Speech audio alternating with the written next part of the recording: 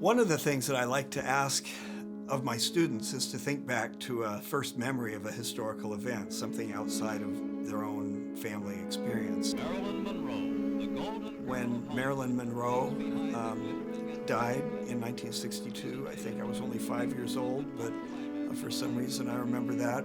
My parents and grandparents must have been talking about it. President Kennedy died.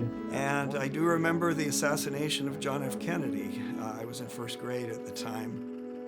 Those kinds of things make an impact on someone, and I think a lot of people's first memory of a historical event often is something big, maybe tragic, which is kind of unfortunate, but those tend to be the things that stick out in our minds. Well, I'm Clifford Berger, and I am Director of Seminary Doctoral Programs for Portland Seminary of George Fox University. I'm a native Oregonian, lived most of my life here in Oregon. Lived near Dallas, Oregon as a youngster up through high school.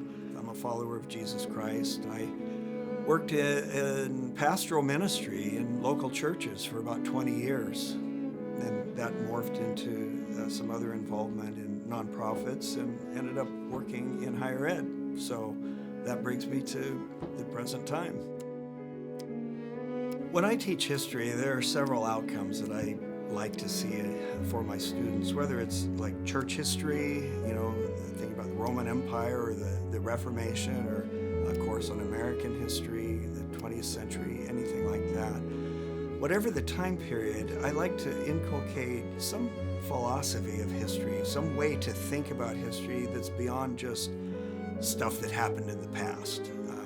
That may be fine, that might be interesting, but I'd like for students to be able to connect those things and how they mean something in the present, and especially to see themselves as part of the story.